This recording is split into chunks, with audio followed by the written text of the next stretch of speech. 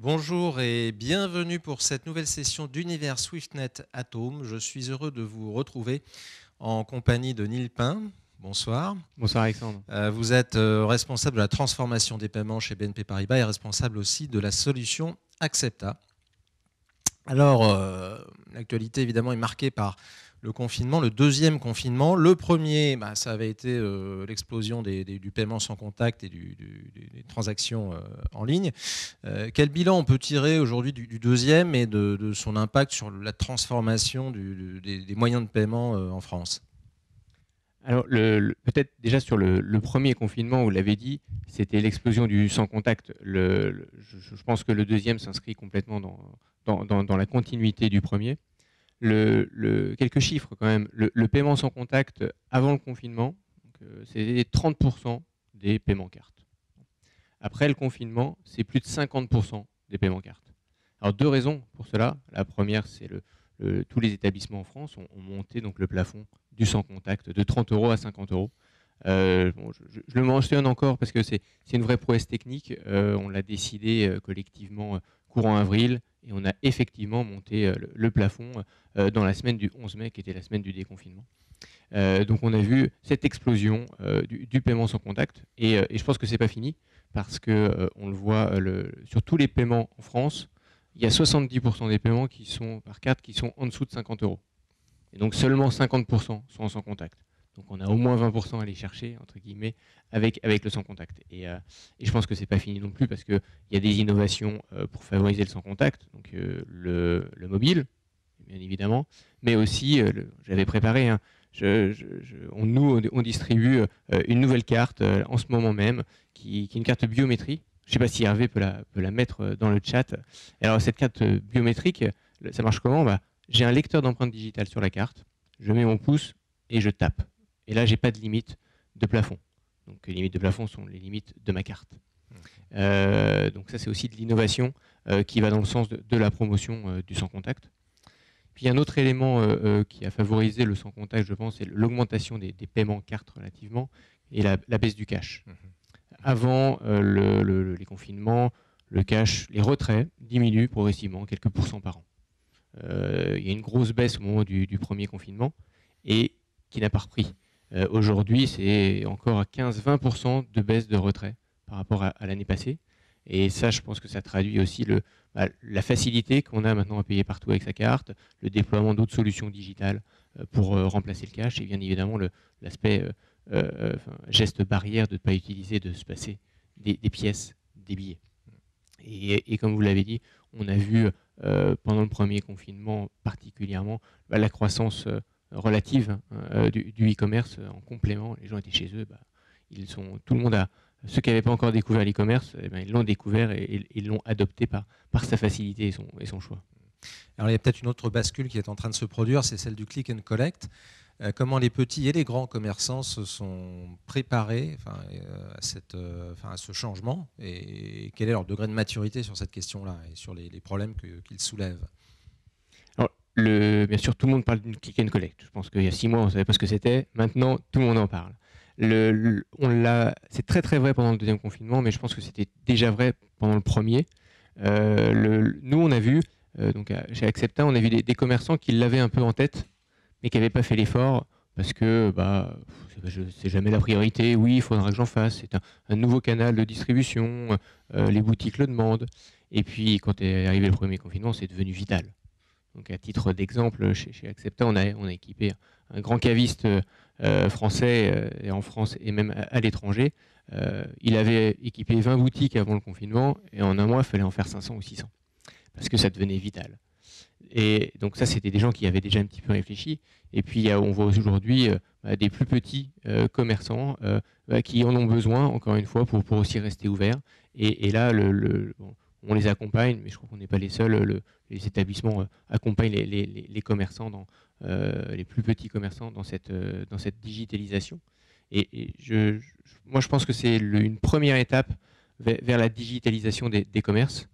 Je crois qu'en France, seulement 30-35% des commerces sont dits un peu digital, c'est-à-dire avec un accès autre que purement de proximité physique, ce qui est plus faible que dans d'autres pays comme l'Allemagne. Et là, on est en train de franchir des étapes assez rapides pour digitaliser les parcours de vente. Et le click and collect, c'est vraiment la première étape de digitalisation des marchands. Et alors, pour rester dans l'actualité, le Black Friday, si il a lieu cette année, est-ce que ça veut dire quelque chose en particulier pour une banque comme la vôtre? Alors on a des très grands e-commerçants comme clients, donc c'est des gens pour qui cette journée-là est très très importante, et je pense que c'est l'une des plus importantes en termes de transactions en ligne, vraiment la plus importante en termes de transactions en ligne dans l'année. Donc on fait tout, et pour l'instant on a toujours tout fait pour que tout se passe pour le mieux, pour qu'il y ait zéro incident, parce que là pour le coup, c'est un des rôles des établissements comme le mien, de fournir le bon service au bon moment, et le bon moment pour les e-commerçants, c'est le Black Friday. Alors bon, là on parle de commerce en ligne, B2C, mais qu'est-ce que la crise qu'on traverse a changé aussi et va changer dans le commerce B2B et sa digitalisation? Alors, c'est sans doute plus lent dans le B2B, puisque les organisations sont un peu plus lentes à changer en profondeur. Je pense que la crise sanitaire, c'est encore une fois un accélérateur de cette tendance de fond qui était la digitalisation de tous les gros corporates. Alors, je pense qu'il y a plusieurs manières de digitaliser les gros corporates. Je pense qu'ils l'ont fait en partie sur les gros paiements institutionnels. Donc aujourd'hui, il y a une grosse partie les entreprises entre elles se règlent par des paiements, des virements par batch. Donc ça tourne bien. Ce qu'on parle maintenant, c'est sans doute digitaliser et offrir d'autres business models à ces grands corporates. Donc peut-être si je différencie, il y a le gros corporate qui, lui, fait du B2B2C. Et là, il se dit, avec le digital, j'ai l'occasion peut-être d'aller toucher directement mes consommateurs finaux. Donc on les accompagne aussi dans cette transformation qui est une transformation de leur business model. Il y a le B2B2 Pro, c'est un peu pareil, mais par exemple, à titre d'exemple, on accompagne chez Accepta Acer, donc c'est un constructeur de PC, et donc dans un pays en Europe, on va déployer pour lui la solution suivante, c'est vraiment de donner accès à la location d'ordinateurs Acer directement auprès des professionnels. Donc le pro se connecte, dit moi j'ai 2 nouveaux collaborateurs, je voudrais louer des PC sur 3 ans, j'en veux 2. Je peux le faire. Il peut le faire de chez lui et il le loue directement en ligne. Et donc ça c'est aussi une manière donc il y a 2 changements de business model. Là c'est le passage à la location avec notre filiale Leasing Solutions, et surtout le passage à un nouveau mode de distribution. Avant, les gros constructeurs, soit ils ont des gros comptes, ils les gèrent en direct, soit ils ont un réseau de distribution. Et donc là, ils peuvent atteindre des gens sans avoir de réseau physique, local de distribution. Donc ça, c'est aussi une évolution, je pense, assez forte de ces gros industriels. Alors, dans les solutions dont on entend parler de plus en plus, il y a le virement instantané, par exemple. Quand on est particulier, on voit à peu près à quoi ça ressemble aujourd'hui. Pour les entreprises, qu'est-ce qu'on peut en attendre? Alors, la bonne nouvelle, c'est effectivement que je pense que le particulier a bien vu l'intérêt et il l'utilise. Et c'est un vrai succès. Les gens savent ce que c'est que le virement instantané. Pour les entreprises, donc maintenant c'est aussi disponible aux entreprises, il faut aussi, on en profite pour créer de nouvelles expériences, créer des nouveaux usages et répondre à des nouveaux besoins. Par exemple, si c'est pour payer les employés, le virement, de toute façon, il part par batch le 25 du mois pour arriver le 27. Utiliser le virement instantané, la valeur est plus faible. On peut en avoir besoin si, pour une raison X ou Y, là, on veut payer en urgence. Mais pas pour, on va dire, le quotidien. En revanche, il y a des nouveaux cas où là, on a énormément besoin du virement instantané. C'est par exemple l'assureur qui veut dédommager des personnes. Eh bien, quand vous avez un gros dommage qui arrive le vendredi soir, vous êtes peut-être content d'avoir les sous dès le samedi matin pour pouvoir enclencher des réparations, payer des fournisseurs, des gens qui vont venir vous aider à vous remettre en œuvre, plutôt d'attendre le mardi pour avoir vos fonds. Donc là, on est en train aussi de créer des nouveaux usages, des nouveaux services avec ce virement instantané pour les grandes entreprises. Il y a un autre sujet qui commence à faire parler de lui, c'est l'initiation de paiement. Alors, vous pouvez peut-être nous expliquer déjà en quoi ça consiste précisément et là aussi quelles sont les perspectives de développement et les coûts ou bénéfices pour les entreprises. Alors, l'initiation de paiement, ça a été permis par les nouvelles directives européennes, l'IDSP2, directive sur les services de paiement, la deuxième du nom. Cette directive avait pour objectif de favoriser l'innovation, et de permettre l'émergence de nouveaux services. Et donc, l'initiation de paiement s'inscrit exactement dans cette dynamique. Donc, la manière dont ça se passe, c'est qu'avec l'initiation de paiement, les banques ont mis à disposition d'acteurs régulés, de tiers, donc n'importe qui ne peut pas s'en servir, mais des acteurs régulés, des API pour réaliser des virements. Donc, en fait, l'acteur tiers se connecte à cette API. Si vous êtes particulier, par exemple, l'acteur tiers peut mettre à disposition ces API pour pouvoir initier un virement. Donc, on a un bouton qui va faire ça exactement en ligne pour le particulier. Donc, pour le particulier, le parcours est le suivant. Vous êtes en train de vouloir régler un achat en ligne. Quand vous cliquez sur ce bouton d'initiation de paiement, on vous demande dans quelle banque vous êtes. Puis après, on vous demande votre login, votre mot de passe de votre banque. Et ensuite, vous allez pouvoir initier un virement directement de votre compte bancaire vers le compte du marchand. Donc, au lieu de rentrer vos données cartes, vous utilisez ce chemin-là. Donc, ça, c'est le principe. Après, la DSP2 est entrée en vigueur l'année dernière, 15 ou 16 septembre dernier. Les cas d'usage mettent un peu de temps à se mettre en œuvre. Premièrement, c'était nouveau, donc je pense que toutes les API de toutes les banques n'étaient peut-être pas encore au niveau. C'est ce que notamment certains c'est ce que disent certaines fintechs qui sont sur le créneau. Oui. Voilà.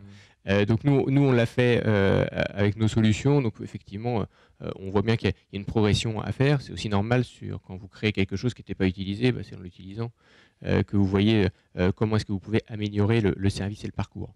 Donc ce chemin est en train d'être réalisé. Après, sur le B2C, est-ce que ce nouveau moyen de paiement, parce que c'est vraiment, on va pouvoir payer en virement en ligne plus facilement, est-ce qu'il a vocation à remplacer la carte ?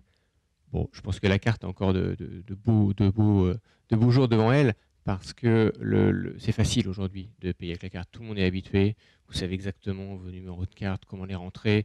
Il y a énormément de services qui ont été développés autour de vos paiements cartes, de remboursement. Vous êtes garanti avec votre carte, vous avez plein d'assurances. Donc c'est encore des services qui sont pas liés à cette initiation de paiement. Mais donc ça va prendre un peu de temps, mais c'est en tout cas une nouvelle possibilité qui est offerte aux marchands d'être payés. Alors justement, si je me place du côté du marchand, il a beaucoup de solutions qui émergent, toutes plus révolutionnaires les unes que les autres, venant d'acteurs établis, de fintech. Voilà. Comment il fait pour s'y retrouver? C'est quoi ses critères de choix? Il nous appelle pour s'y retrouver. Je suis d'accord. Il y a énormément de nouvelles. Alors, ce n'est pas des nouveaux moyens de paiement. Ces nouveaux moyens de paiement, il n'y en a que quelques-uns. En revanche, oui, des nouvelles solutions qui promettent de révolutionner le parcours, il y en a beaucoup. Donc là, je pense que on a un rôle aussi en tant que conseil aux marchands pour les aiguiller, pour dire, voilà, ici, sur ce type de solution, pour votre business model, pour vos clients, là, ça fait du sens. Titre d'exemple, je pense alors c'est un peu moins vrai aujourd'hui, malheureusement, mais les wallets chinois. Il y a quelques années, on n'en parlait pas trop, et en fait, on a accompagné des grands commerçants et on les a incités, ils nous avaient demandé à le déployer parce qu'ils avaient beaucoup de touristes chinois qui venaient, et c'était aussi une demande des touristes chinois. Et en déployant ce nouveau moyen de paiement, donc c'est un paiement par QR code, donc ça demandait aussi un petit peu de changement et de management du changement au sein de ces marchands. Et bien, ces marchands ont vu le panier moyen augmenter, parce que le touriste chinois qui est habitué à payer avec son QR code, avec son appli, avec son wallet, il a une facilité plus importante à payer et le panier moyen a augmenté. C'est aussi ça notre rôle de conseil pour nos marchands. On a sur ces solutions-là, eu des annonces autour de Paylib, par exemple, il y a quelques temps. Qu'est-ce qui explique le succès ou l'échec relatif de telle ou telle solution par rapport à telle autre, si on compare Paylib et Lydia, par exemple? Alors, je ne suis pas complètement objectif, puisqu'on est tant qu'établissement, je suis membre de Pélib. Le premier point sur les moyens de paiement qu'il faut avoir en tête, c'est que c'est long, notamment quand vous touchez aux particuliers. Le changement d'habitude des consommateurs est quelque chose qui met du temps à s'instaurer. J'en prends pour preuve le sans contact. Aujourd'hui, ça paraît quand même extrêmement naturel. C'est une technologie qui a plus de 15 ans. Et pourtant, elle a été très longue à s'insérer dans notre geste au quotidien. D'abord parce qu'il a fallu équiper tout le monde, que votre carte elle soit bien compatible sans contact, que le terminal soit compatible sans contact. Et même quand on a eu les deux côtés, et on a encore mis 4-5 ans à voir vraiment l'émergence. Donc ça, c'est sur le fond, c'est changer les habitudes des consommateurs sur les paiements, c'est long. Ensuite, Pélib, pour parler de Pélib, je pense que on est en train de créer une belle valeur avec Pélib. On a beaucoup d'inscrits aujourd'hui, c'est 16 millions d'inscrits. Et c'est là, pour le coup, je reprends ce qu'on disait tout à l'heure sur le virement instantané. C'est une des manières de déployer le virement instantané. Ça a été aussi avec Pélib, où on arrive juste avec votre numéro de téléphone. Et ben, je peux vous envoyer en instantané directement sur votre compte bancaire des fonds. Et c'est gratuit.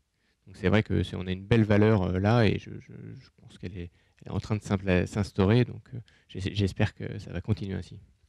Alors la valeur, il y a aussi le coût qui est en face, hein, issu du tarif, qui peut expliquer d'ailleurs la percée de certains acteurs non bancaires sur certaines parties de l'écosystème.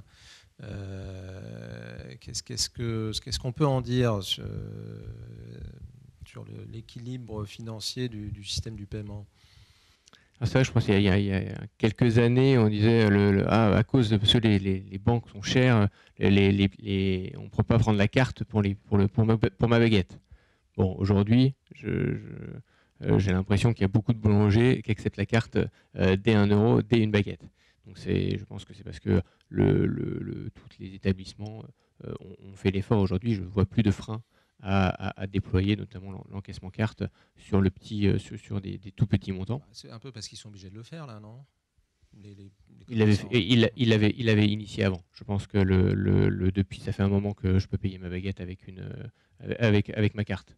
Mais effectivement, ce qu'on disait tout à l'heure, c'était favoriser encore plus avec le sans contact. Sur les acteurs non bancaires, il faut avoir en tête qu'il n'y a qu'en France où l'encaissement est resté principalement une activité des banques. Dans les autres pays, les banques ont déserté cette activité. Donc on a des grandes entreprises non bancaires qui ont cette activité en dehors de France. Donc il n'est pas illogique de les voir arriver également en France. Je pense que les succès qu'ils ont pu rencontrer sont, à mon avis, moins liés à la tarification plutôt qu'aux services innovants. Et puis un positionnement marketing souvent aussi assez différent et différenciant par rapport aux établissements classiques. Donc après, on va voir sur le temps comment est-ce que ces acteurs-là, en compétition avec les acteurs plus traditionnels, vont se comporter. Alors, ce sont des acteurs assez puissants d'ailleurs, qui sont beaucoup structurés, qui fusionnent entre eux, qui sont détenus par des fonds parfois. Enfin, il y a encore des deals en Italie en ce moment sur le sujet. Et les banques françaises qui ont voulu à un moment donné se positionner à l'achat sur ces acteurs-là n'ont pas pu le faire parce que ça devenait trop cher. Est-ce que ça veut dire que finalement dans le rapport de force financier là, entre acteurs bancaires et non bancaires, on a clairement basculé dans le non bancaire? Je ne pense pas. On a chacun des forces et des faiblesses.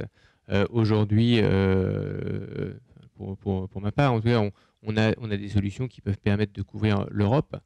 Donc on a aussi déployé en interne avec des partenaires des solutions pour répondre aux besoins de nos marchands et de nos grands clients en Europe.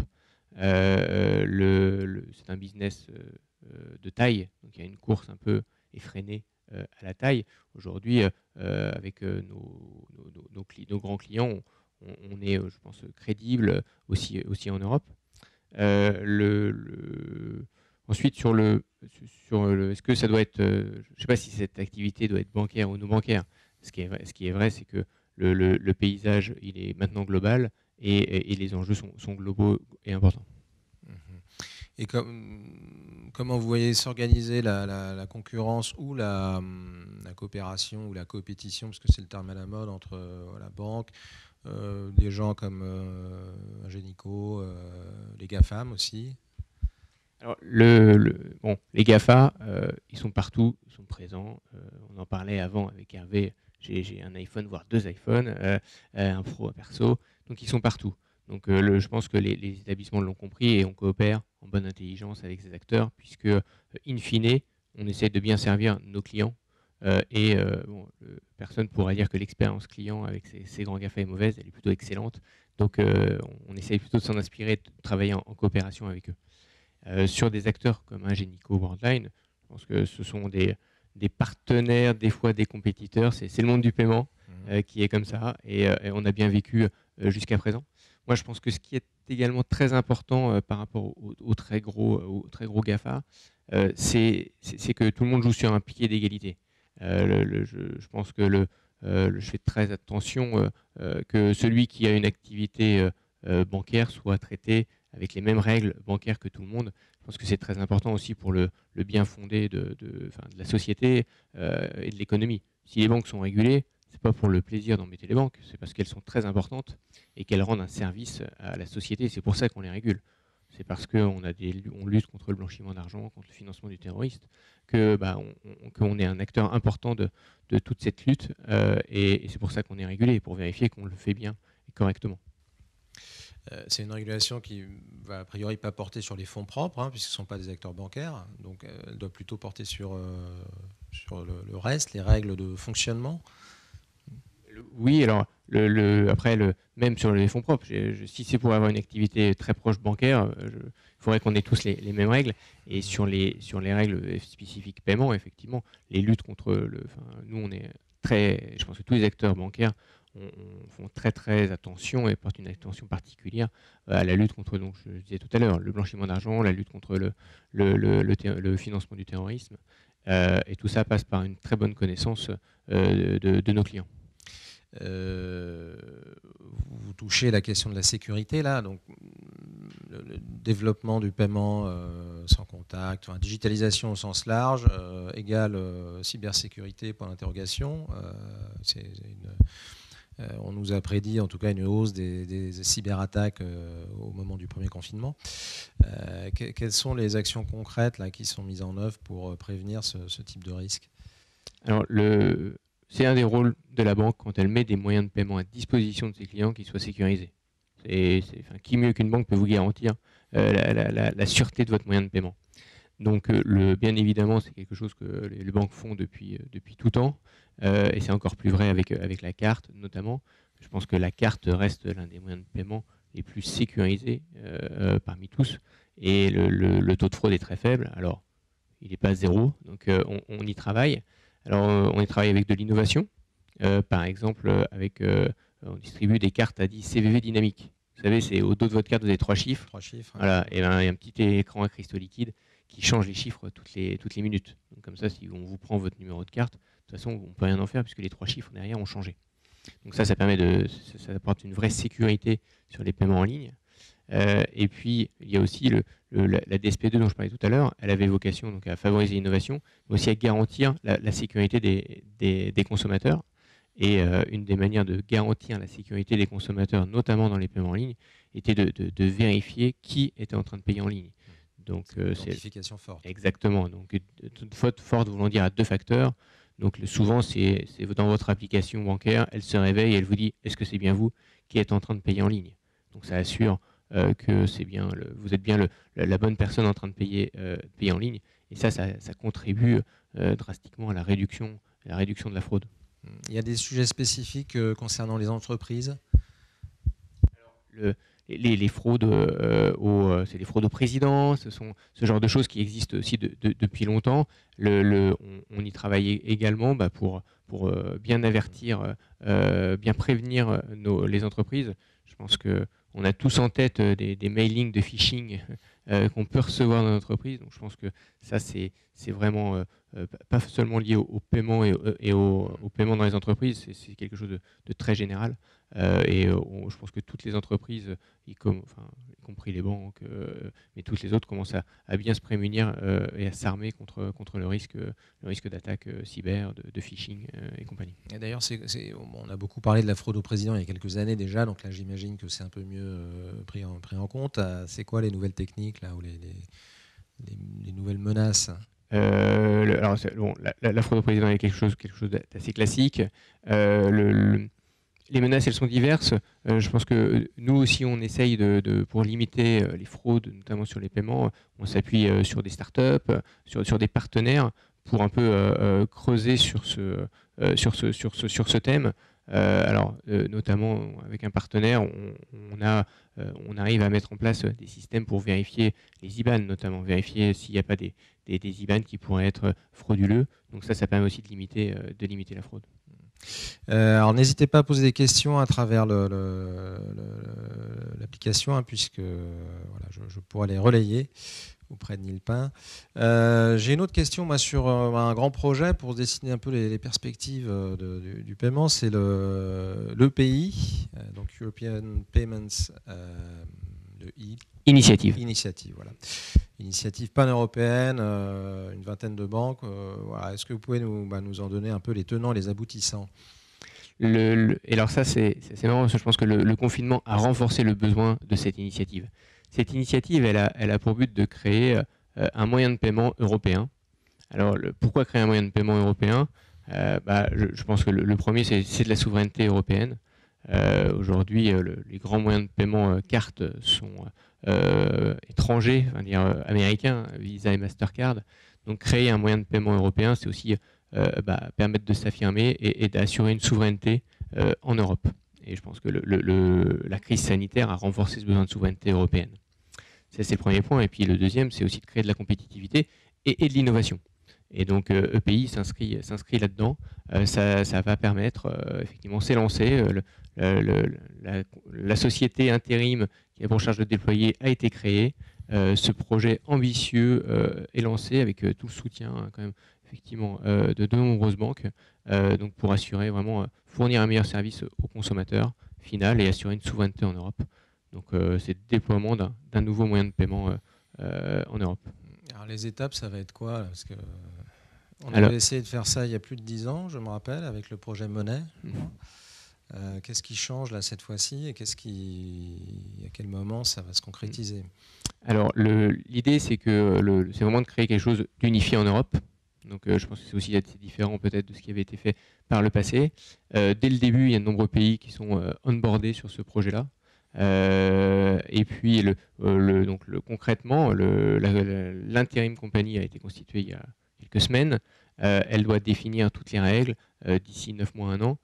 Et on devrait voir les premières transactions courant de l'année suivante. Donc ça va être mené à marche forcée. C'est un projet très ambitieux, mais bien évidemment, tous les établissements sont extrêmement supportifs de ce projet. Donc je pense que le consommateur, qu'est-ce que ça va changer pour lui? C'est ça le sujet.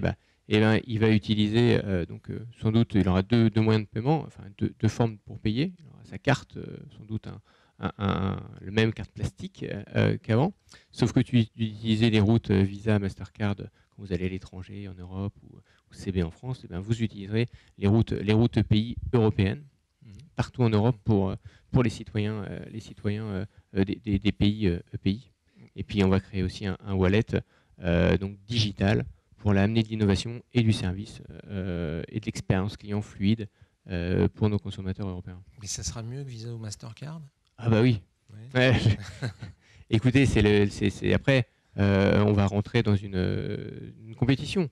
Donc l'objectif est effectivement de fournir du service, de l'expérience client, et on s'organise pour ça.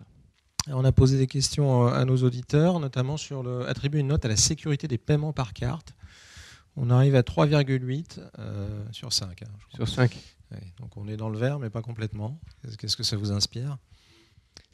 Alors les chiffres, si vous regardez les taux de fraude, sont quand même de 0, le taux de fraude réel 0,5, 0,10%. Donc la réalité, c'est qu'il y a très très très peu de fraude. Après, quand ça vous arrive, vous êtes quand même extrêmement embêté et vous vous en souvenez. Alors je rappelle, quand ça vous arrive, de toute façon, votre banque, vous pouvez appeler votre banque et normalement, vous avez un échange avec votre banque qui doit vous permettre de vous rassurer, parce qu'on est là pour ça. Donc, je pense que c'est aussi un ressenti, quand ça vous arrive, eh ben, vous vous en souvenez. Donc, je pense que ça relate plus d'un ressenti que de la réalité. D'accord, c'est un sentiment d'insécurité. Bon. En un mot, peut-être pour conclure, qu'est-ce que le principal défi pour vous de cette industrie? C'est la digitalisation complète du marchand. On l'a vu, click and collect, donc des parcours, des nouveaux parcours, des parcours un peu plus unifiés entre la proximité en ligne. Je pense que la frontière entre vous êtes en ligne ou vous êtes proximité va progressivement disparaître. Et l'acte de paiement, lui aussi, va progressivement disparaître. Le but d'un marchand, c'est pas que vous payiez, c'est que vous achetiez. C'est un peu de la sémantique, mais vous avez plaisir à acheter, vous avez moins de plaisir à payer. Donc ça, voilà. Donc c'est tout l'enjeu pour nous, c'est d'arriver à accompagner nos marchands pour bien fournir ces bonnes expériences clients. Et puis sur les gros corporates, le B2B, je pense qu'on a vu dans les années début des années 2000, 2010, c'est la digitalisation en interne de tous les process. Et là maintenant, on va voir la digitalisation plutôt de leur vente. Et là, c'est un vrai défi qui nous attend pour les entreprises, pour les aider à changer et à faire évoluer leur business model grâce au digital. Eh bien, merci Nilpin pour ces perspectives sur le paiement. Merci à tous de votre attention. Je vous donne rendez-vous le mois prochain, début décembre, pour une nouvelle session d'Univers SwiftNet Atome. À bientôt. Merci Alexandre. Au revoir.